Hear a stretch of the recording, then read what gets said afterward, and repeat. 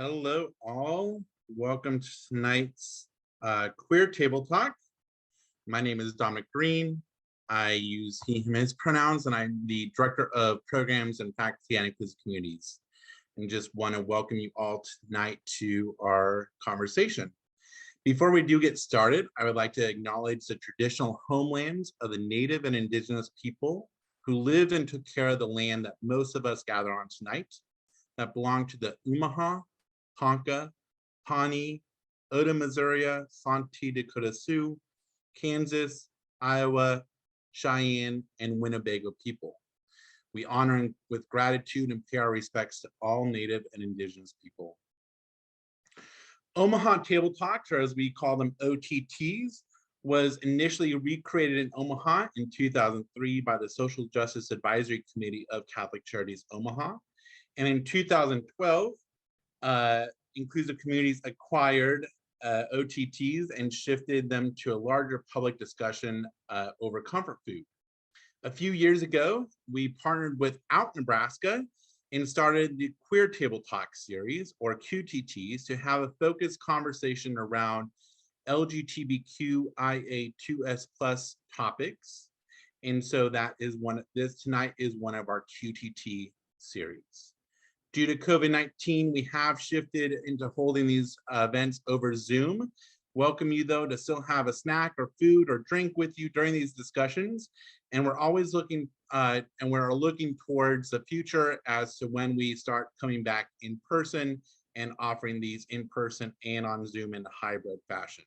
So just be aware that we are looking for those changes in the future, and follow us on our Facebook or Instagram and website to be in communication around those conversations.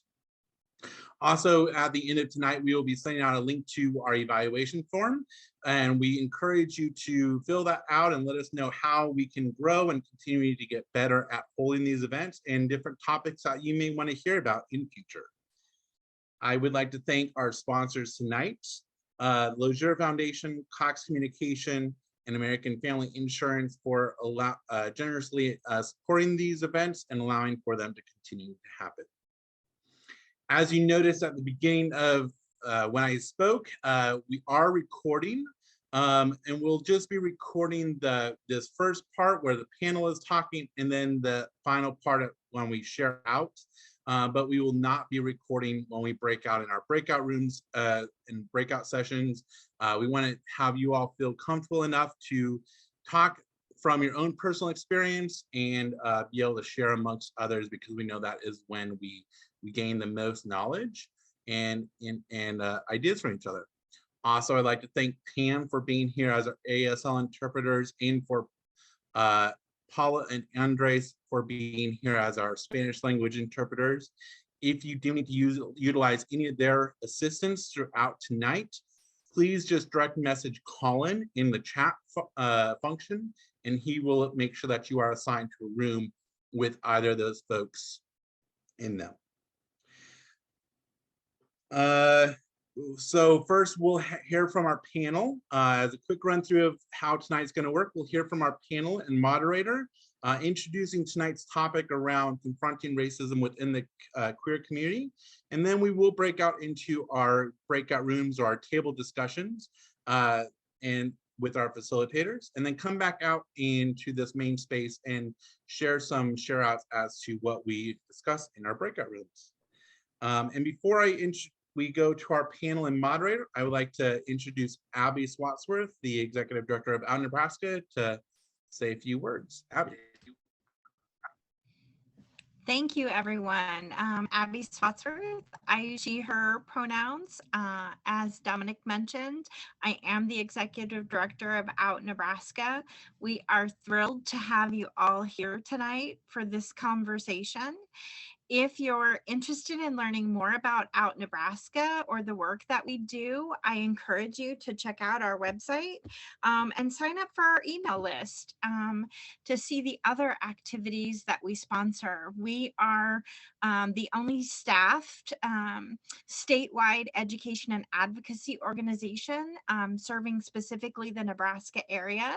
And we are just really excited to bring you this conversation tonight and the other QTT topics that we address. So I think that's all I have to add, and I believe we are tossed to is it Colin for virtual agreements? Oh, back to Dominic. Yeah, sorry about that. I did want to ask, thank you, Abby. I did want to quickly point out, if you are uncomfortable being on the recording with your image, feel free to go ahead and mute your camera during the recording part. And yes, so we would just like to also hold space for some agreements during this part of one speaker, one mic, proper turn taking, respecting each other's opinions. Give me a second here.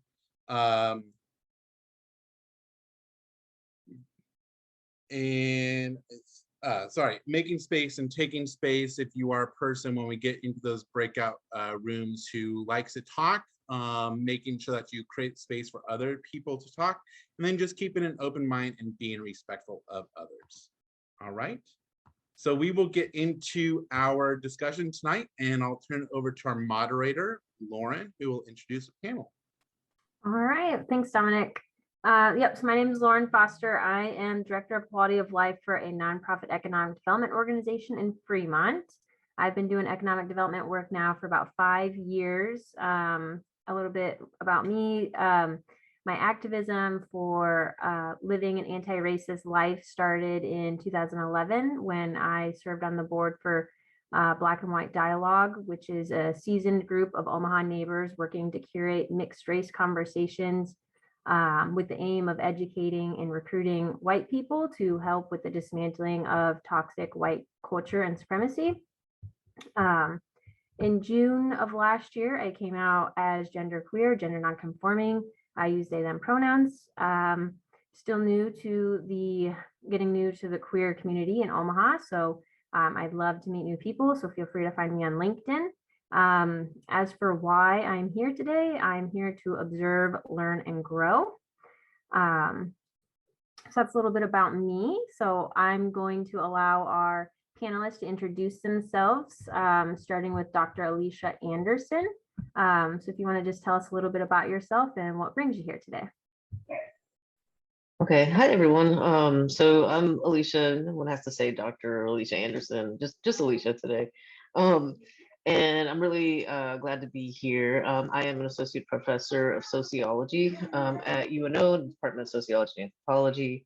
Been living in Omaha now this is my 8th year. Originally from Ohio, so back to the Midwest and this kind of weather. A little bit about my background. So my master's degree, actually my bachelor's and master's degree is in African Studies.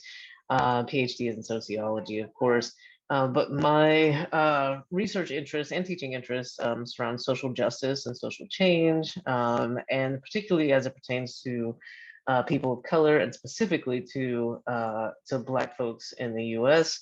And let's see what else about me. My pronouns are she, her, hers. And let's see, I've got an 8-month-old baby. I don't know what else to say here, but I am glad to be here to help with this discussion. I don't in any way feel like I am the only expert in this room. I know everyone's coming to this conversation with their own set of experiences and understandings of the world that we live in. So I'm just here to share mine tonight. And that's it. Thanks. Awesome. Thank you, Alicia. All right, Ashton, do you want to introduce yourself and then tell us what brings you here today? Yeah. So my name is Ashton, and so I am a clinical social worker, and I right now am noticing a lot of tension in my chest area. I'm getting a little bit nervous and feeling a little bit of, what is it when you don't believe that you have enough information? Imposter syndrome. That's it, imposter syndrome. So I'm just going to breathe into that space, and I invite anyone else who has felt like they've had a difficult day today to just take a deep breath in and out. So I'm a clinical social worker, and I've been in private practice now for 2 years. I got my master's of social work at UNO. And then previous to that, I got my master's of fine arts in community art at the Maryland Institute College of Art. And that was kind of like my first foray into anti-oppression work.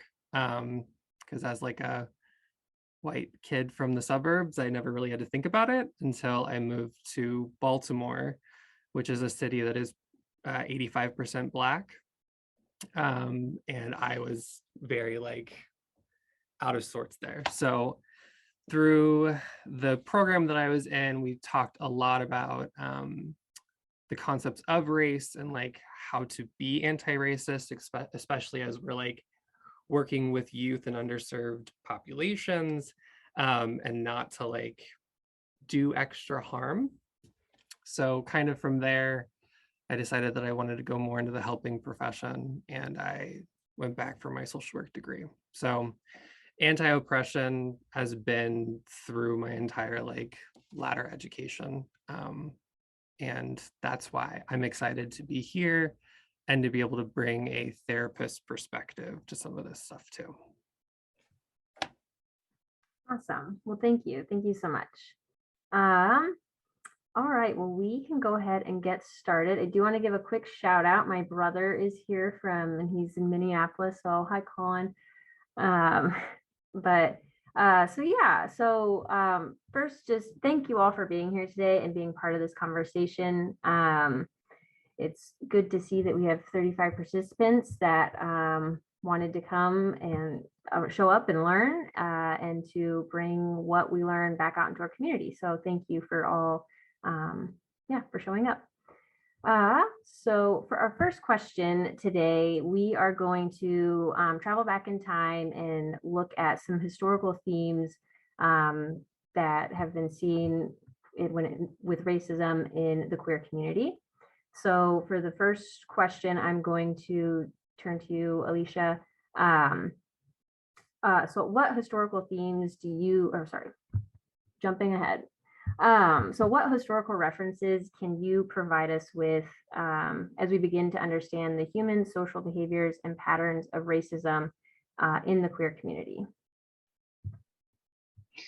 Okay, so I think it goes without saying that white supremacy is pervasive and has been in this country since its inception, and racism is just the function of white supremacy.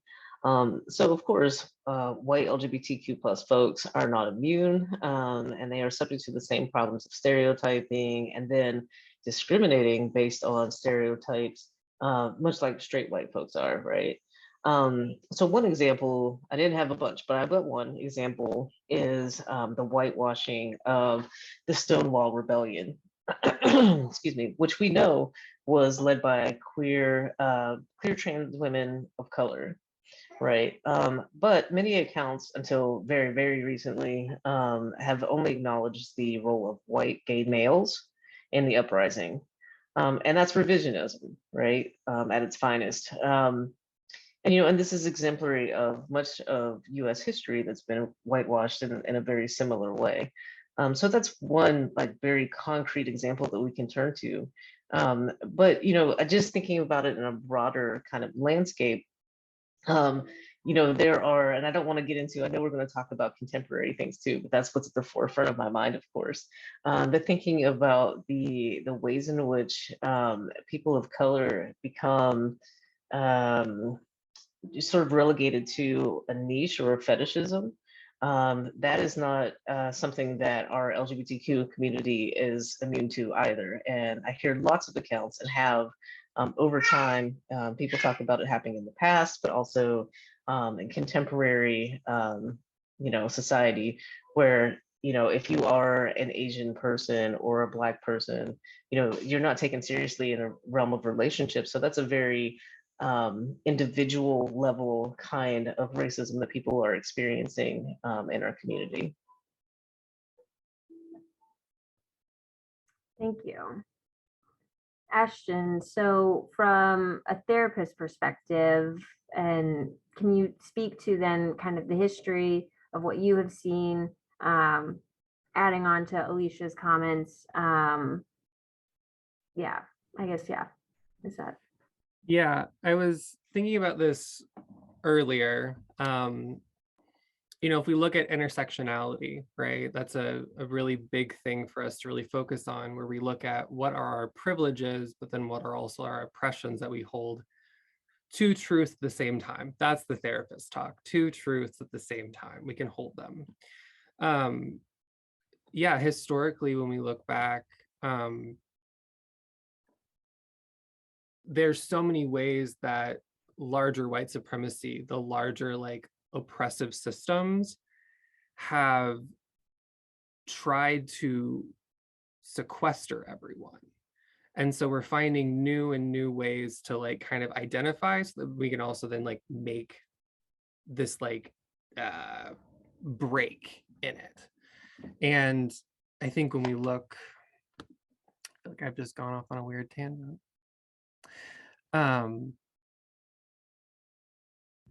Yeah, this like the historical context through which we kind of view all of these different things are so related to each other. And yeah, today's a rough day for me. So I'm sorry, I'm not able to like fully get to where I'm going to. So let's go on to the next question. I feel like I'll be... Actually, is it okay if I help you out a little bit? Because I think yeah, that would be absolutely, let's dialogue. Yeah, we got this. And I don't know if this is where you're going, so I don't want to put words in your mouth, but it sounds like you were thinking about structurally what's happened historically, and thinking about, I mean, we can think about the government, of course, but also in healthcare, education. These are things that, everyone is subjected to in our society, and it influences our culture, the way that we view each other. And so I think like when I think about the pervasiveness of racism, I don't know that you can pinpoint an individual or even a set of individuals, because it's so ingrained in our structural landscape in this country, and they're all intertwined. And that's why I know we are probably, I'm jumping the gun here a little bit, but when we think about solutions to these issues, there is no one that's going to take care of all of it, because everything is so interconnected and so ingrained in our society. So I don't know if that's where you were going, but that's what I was thinking when you were talking. Yeah, I think part of it is that idea of like, is there really a difference in some ways? Because it is such a foundational part of how the country was built and how all of our systems function. So we can look at the different sections and see those other privileges or oppressions that are added. But yeah, it's really hard to like extract the two from each other when they are so like ingrained with each other. And another part comes from like racism, and also any kind of like homophobia or queer phobia in general. We can look at it in the body just the same way that we look at any kind of trauma. And it's almost like this really consistent gaslighting that's been happening. And basically we're forced to like live in these worlds that don't actually align with reality, but they're like what we're told to actually function inside of. And yeah, it's just, we can think about it in the same way of like getting trauma out of our bodies as an individual. The same thing is happening generationally to all swaths of people.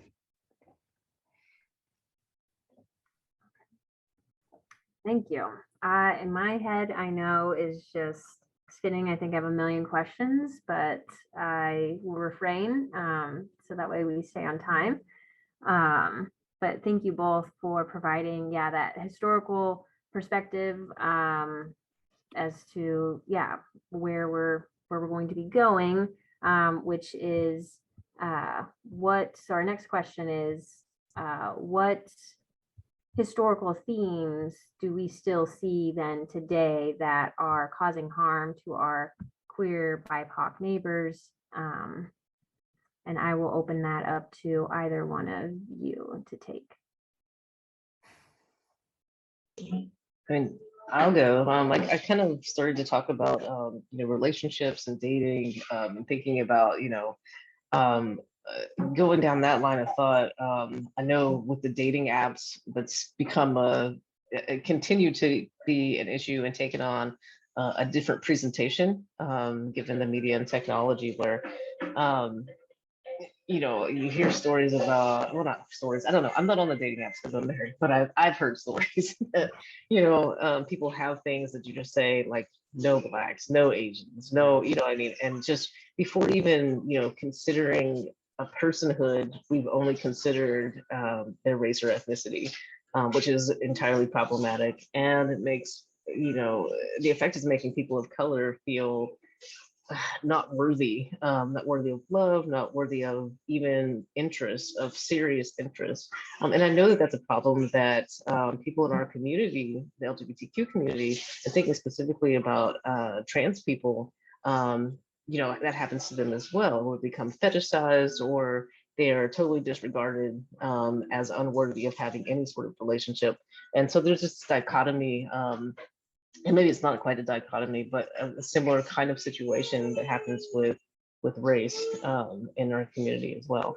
And then, continuing with those structural arrangements, I mentioned healthcare, but also jobs, and even, violent physical discrimination, and thinking specifically about the violence that trans women of color have faced in our country.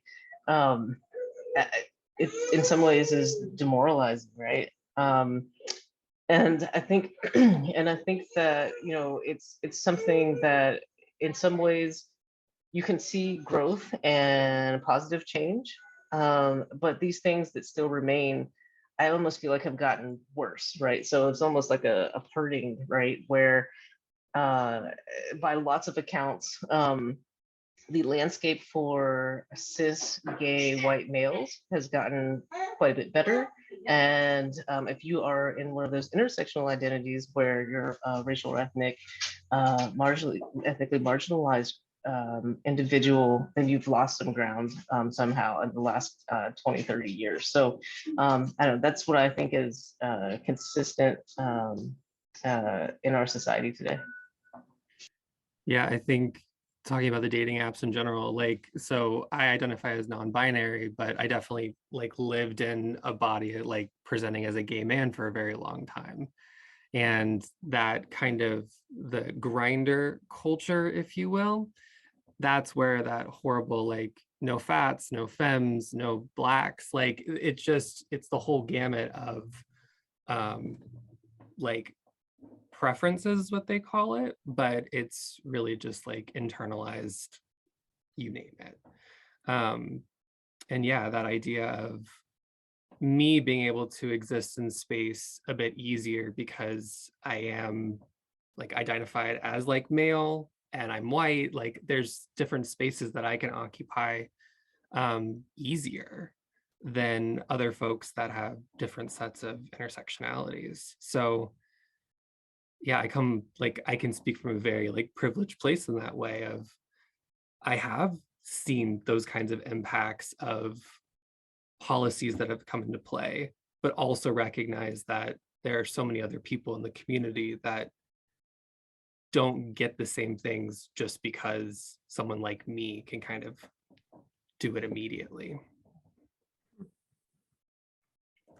Interesting. Yeah, thank you. Something that's kind of sitting with me, you mentioned the first question is multiple truths can live at once, and kind of Alicia, what you were saying is that it seems that the culture has gotten better for, I think you said just gay white men, but the intersectionalities are still lagging. I guess for me, for this group and for this conversation, I think the goal would be, how do we continue to be strong voices and advocates for all those intersectionalities so that all can be thriving and growing together at the same time? Because I think that's kind of, again, to that historical piece that if you do look back at kind of progression, it does fall in kind of very predictable ways, I guess. And so, all right. Well, thank you both. How are we on time? We're good. Okay. Okay. We're already at our final questions. So for the panel piece of it. So before we go to the breakout sessions, our last question is going to be on how racism is keeping queer people back. So Ashton, if we can start with you. So this is a two-parter question.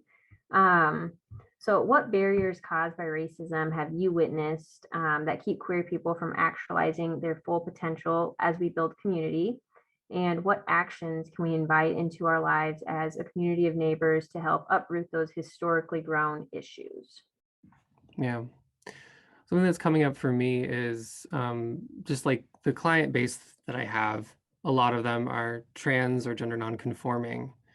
And when I think about if I'm helping, let's say, a trans woman, a white trans woman, and then I'm also helping a Black trans woman try to figure out access to hormones, to surgeries if they so choose, or just to like existing in a body that they feel safe in. Those are going to be very different ways that I handle, because they might come in for this gender exploration, or they might come in for, sexuality exploration. But if those other oppressions come into play, it's if there's food scarcity, or if there's lack of education, like there's these other barriers that come up with folks that are historically marginalized. And so there's almost like extra work that has to be done. Like there's more foundational work that has to be done to like kind of get someone to a stabilized place before anything else can kind of be worked on. And yeah, just continuing to add those layers on top and just seeing like, what are the ones that we can parse through now, and what do we have to wait until they're a little bit later?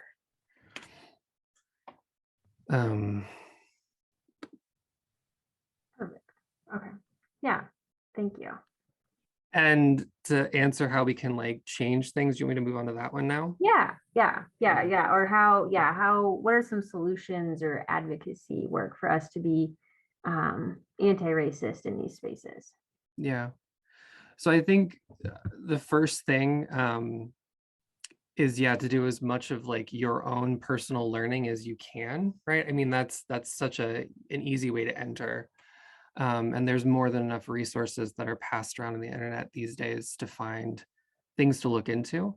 And I think coming from like the therapist perspective too, and looking at racism as like a trauma that existing in a white body, my fellow white folks, we are going to have an immediate visceral response to people of color. That's just how we were conditioned. And so part of it is to learn how to sit with those feelings of discomfort, and then allowing it to like move on, and like recognizing the person and like having a conversation with the person. So like trying to enter into spaces that maybe there might be people of different races than you. And if you walk into the space and you start feeling anxious, like just recognizing that's a normal response doesn't mean that you're bad. But it's like, that's a really good time to take a deep breath and be like, okay, I'm in this space. And then existing in that space of trying to be in your most regulated body. And then the conversations that you have, even if they go sour or you say something incorrect, there's more of a best intent, I'd imagine, that people could read and feel. And that might make those conversations easier to have when they feel really difficult. Beautiful. Love it. So Dr. Alicia, sorry. So it's on the same theme, but slightly different question. So I know for myself, when I finally came out and started owning my own queerness, I felt very free and expressive and whole. And so from you, how does experiencing racist thought disrupt that inner and outer peace of owning your own authenticity? If that works. Sure. Yeah. Well, okay. First off, identity is complex, right? So I'm not only a queer person, I'm not only a Black person. So my intersectional identity gives me a unique set of experiences and perspectives and meaning or sense of self. And so racism or any form of discrimination that attacks one of these intersectional identities that I own, it's tough, but even more challenging when one of the groups that represents those identities is the offender, right? So it creates internal conflict, for someone who is part of the LGBTQ community, but is also a person of color, to have racism continue to persist in this community. So that's on one hand, but then thinking about, for, white LGBTQ plus folks, the thing that racism does to the offenders is it distorts your own sense of self, right? So thinking about, and this is, I'm not a psychologist, I'm a sociologist, so I'm not going to get too far into the weeds here, but anytime you look at a group of people and think that there's something wrong with them, what you're doing is inflating a sense of self for yourself, right? And that's a dangerous game to play, right? Because if we're doing that, there's harm that's going to be done to you as well, right? And thinking about some of these sort of really ugly racist things. I mentioned violence before, but also you mentioned just like the inner like harmony that you might have. Hate is a scary thing, fear is a scary thing, and it's just not healthy for anyone to hold those kinds of racist ideas. And so I think that there's damage, right, that's done to both offenders and victims of racism. And when we don't have when we do have these distorted kind of views of each other, it holds us back from achieving what our ultimate goal is, which is peace, which is equity, in most cases, I would say, with what most folks are hoping to have, freedom, you mentioned, Lauren. And if that's our goal, then we got to get rid of racism in our own selves and our bodies, as Ashton was referring to as well, so that we can be at peace with each other. So Awesome. Yeah, I love it. And kind of to add a little bit, bringing together two pieces of information that you've shared at the beginning. So racism, gosh, what was it? Is the function of white supremacy. And so starting with that, if we want to begin to tackle white supremacy, then yes, we got to start with tackling racism. So that way we can start to tackle the system that we all operate in. Can I say a couple of things? Sorry. Yeah. Yeah. Well, because I want to also make a distinction between, or just make it clear what racism really is. And if you really think about how we define racism, at least from a sociological perspective, it is like the act of discriminating against someone because of their race. It's easy to not be racist. I just want everyone to like hear someone say that. Like, this is not like a big ask. You know what I mean? I think stereotypes are harder to eradicate, but discriminating against someone because of their ethnicity or because of their race, like, let's just not do that. Like, I mean, I feel like that's a simple request. And so if that's something that you could do, you're thinking about solutions, if that's something that you could be mindful of, and also when you see others doing it, I think Black and Indigenous people of color are just tired, and so what we need is allies, and allies are people who show up, right, who are actively fighting against racism when they see it in their spheres. So A, you don't be racist. B, when you see other people being racist, tell them to stop. And I think that's almost enough for what to ask of one individual. Like, we can't, as individuals, change the whole country or even the state of Nebraska, right, and the views that we have about race and ethnicity, but you can, in the circles in the spheres of influence that you have, you can work to eradicate racism. So I just wanted to say that. Awesome. Can I add a little bit onto that as well? That reminds me of this podcast. I think it's called Therapists Uncensored. But the person that they're interviewing is named Loretta J. Ross, and she's been a longtime activist since the 70s. And her whole thing is talking about call in and call out culture. And I think what you just spoke about, we can't, like, as an individual, we can't do the whole thing, right? We can't carry the burden of the entire changing of the system. But in our own independent lives, we can do the small things that then start becoming larger and larger and larger. And there's also a clinical social worker named Resma Minicum. He's based in the Midwest, I think Minneapolis maybe. And he has a book called My Grandmother's Hands, which is all about intergenerational and racialized trauma.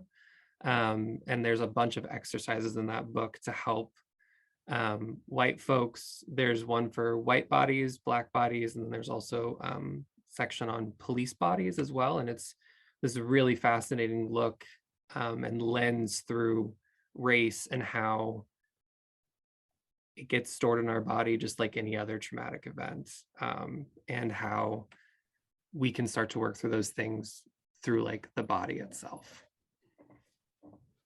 Do you mind dropping that book title in the chat, Ashton? Yeah. Okay, perfect. All right, well, that concludes our panel portion. So we are now going to transition into our breakouts. So I'm going to pass it over to Colin for that.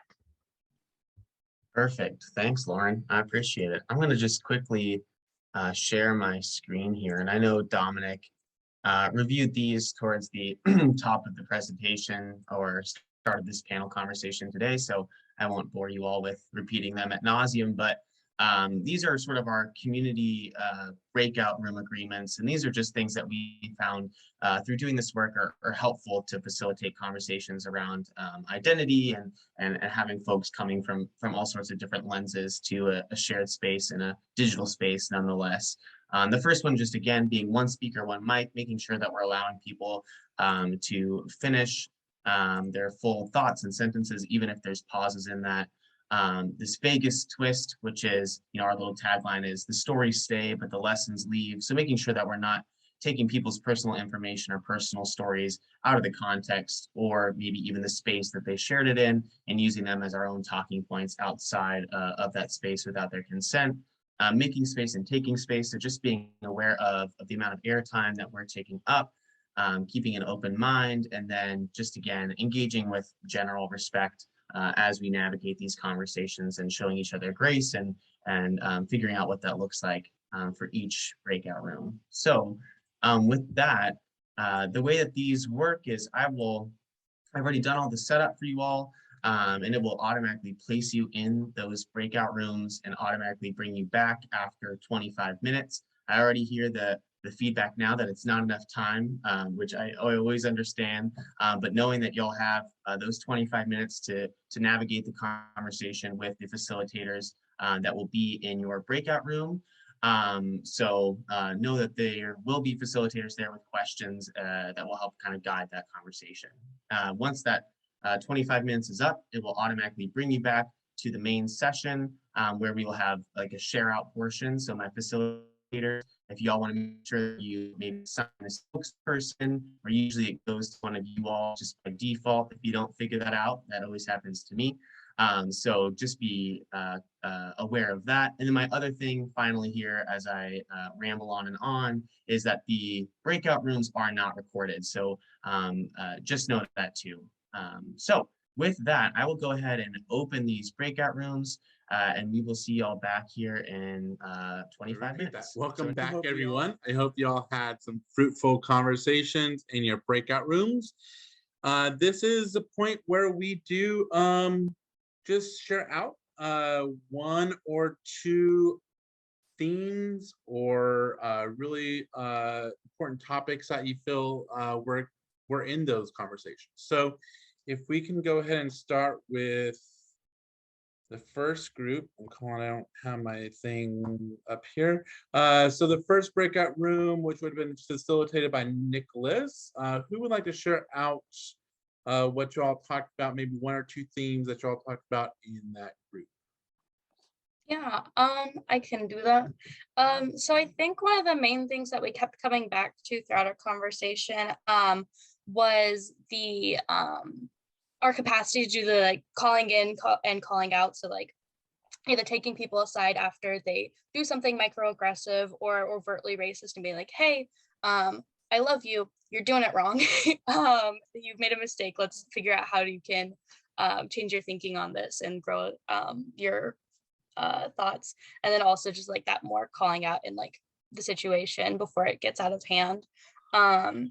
And we talked a bit about how it can sometimes be easier to call out those more overtly racist things than it is to call out or call in those more like microaggressive or smaller like stereotyping forms of discrimination. Awesome. Thank you, Chrissy, for sharing and making, also pointing that notion out. Thank you for that. Cool. So our next group was facilitated by Megan and Madeline, if I'm saying your name correctly. Who would like to share out from that group? Abby. I will share out from that group. Some of the things that stood out for us as we thought about the panel were the theme of holding two truths at the same time, and sort of like that idea that we can be oppressed as queer people, but also be oppressive when we engage in racism or when we don't stand up when we see racism. And then also another thing that stood out for us was this idea of how racism impacts our feelings of worthiness, whether that's as a privileged white person and this inflated sense of self, or as a person of color, Black, Indigenous, or person of color in the queer community, and that sort of how that impacts their feelings of worthiness when we as queer people already struggle with feeling worthy and having that humanity recognized. So those were some things that stood out for us. And someone suggested a book that's really good called The Racial Contract, and I will drop that in the chat. So Awesome. Those are some of our things. Thanks, Abby. Sounds like a really great conversation as well. So then for group 3, that was facilitated by Tara and Shanna. Who would like to share out? I can share out. All right. So we actually talked about a lot. The last thing that we got cut off on was just how to advocate for the community. And we talked about just starting with the kids, starting normalizing it to kids and just having conversations with kids about it. And also being mindful of how you react to people and to things when you're around kids, because they pick up on everything, even if you're not directly talking to them or directly talking at them. The way that you react, they're going to be like, oh, this is how my mom reacted, or this is how so-and-so reacted, so I should do the same thing. So kids pick up these little tidbits of things that we put into the universe and they run with it. So being mindful around them and normalizing queer relationships and the LGBTQ plus community. Awesome. Thanks, Sarah. And then our final group for the night was facilitated by Delaney. And who would like to share out from that group? Hi, that's me. I think what everybody has shared, our group actually talked about as well.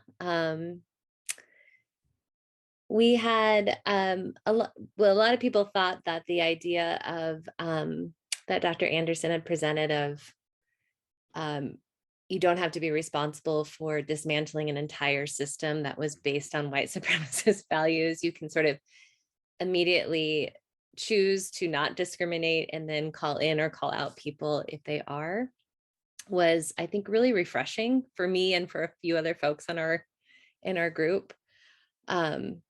Because that feeling of trying to dismantle an entire system can, I think, as an individual, can feel pretty overwhelming. And it's an impossible task, truly. We also talked about intersectionality, and kind of going back to one of the group had talked about sort of the privileges that folks hold at the same time the oppressive experiences that they have. So you can have both an experience of privilege and an experience of oppression.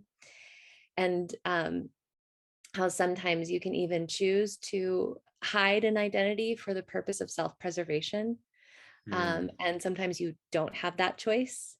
And that was a kind of an interesting conversation that also, I feel like somebody, oh, Christy, you have a flag behind you that we actually talked about, adding the colors that you see, the black and brown colors, kind of signified how the LGBTQIA plus community is also trying to recognize that within that community racism exists. So I feel like that was also discussed, and how that flag has over the course of time become just more inclusive, a representation, more inclusivity. Right. So thank you, Chrissy, actually, for having that behind you. And that is definitely when we were redesigning the logo of our Queer Table Talks, we intentionally included the colors of the progressive flag, specifically because so many times, folks think of the rainbow flag or the queer flag with just the tradition. And now that, there is a progressive flag that includes the colors for the trans community, and also recognizing Black and brown folks within the queer community, and those struggles like we're talking about tonight. So thank you, Chrissy, for unknowingly helping us out and having that behind you. Awesome. So some really great conversations happened. And so we actually have some time. If there are any questions from any of the participants tonight that you would like to ask of our panel or moderator around this topic, or to maybe ask them if you want to go deeper into something that they touched upon, you can put it in the chat, or you can use the raise hand function on Zoom, and we'll invite you to ask a question. While folks are maybe thinking about a question, Alicia and Ashton, is there anything that either of you would like to add or expand upon from earlier tonight, or that was brought up during the shareouts?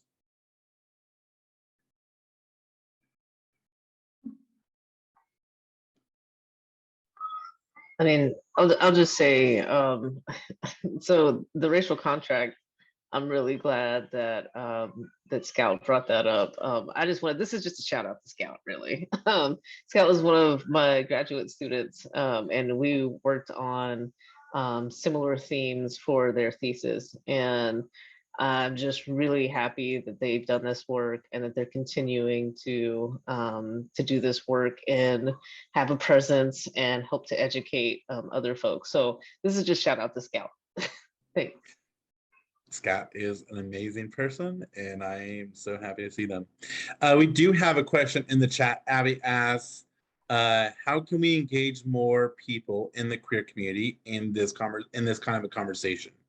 I know just from my own personal experiences and seeing racism happen within the queer community, sometimes, usually when I bring up something that I've witnessed or seen, people are shocked. Like, oh, that can't happen. And so how do we include and engage more people within our own community about this?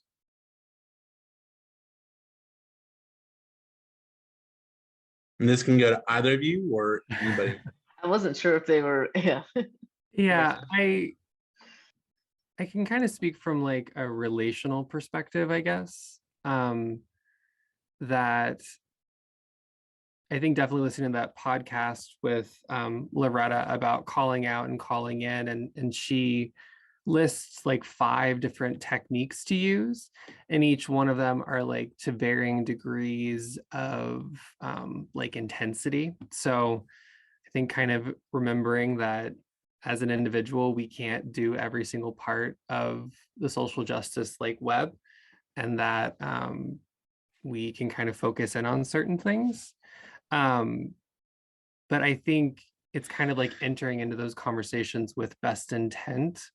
And unless if it's in like a big public setting where it's like something needs to get handled immediately because there's going to be harm caused, it's kind of like, how do you bring those people into the conversation?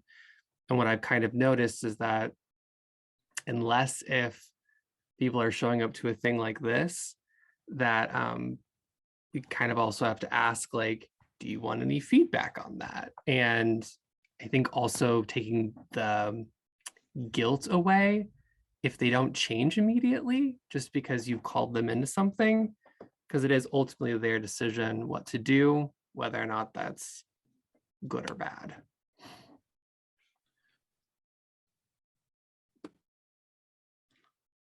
Alicia, did you want to add anything to that? The only thing I was thinking is, this is the question that I and my colleagues ask ourselves all the time. Because what tends to happen is the people who are ready to learn are the ones that show up.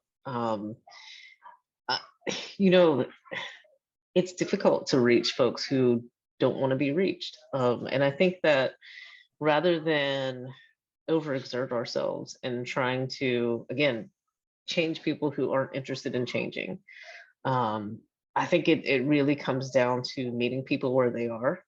And I like that language of, some folks are ready for a nuanced discussion. Some folks are, surprised by just the information that it even exists. And so just kind of considering that people are on different planes, and whatever information you can give them is good information.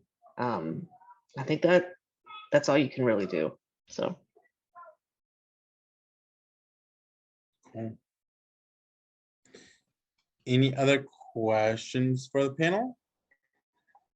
I just wanted to respond to that by saying thank you, because it is, we are challenging white supremacy when we challenge the idea that we have to do it all, right? When we challenge that sort of perfectionist drive in ourselves to do all the work all the time, and to remember that we can rest and just do that interpersonal and interrelational work in our spheres. So thank you. Thank you for answering that and for just highlighting that for me again, because I need to hear that, because I do struggle with that, being a perfectionist and trying to do it all the time, everywhere.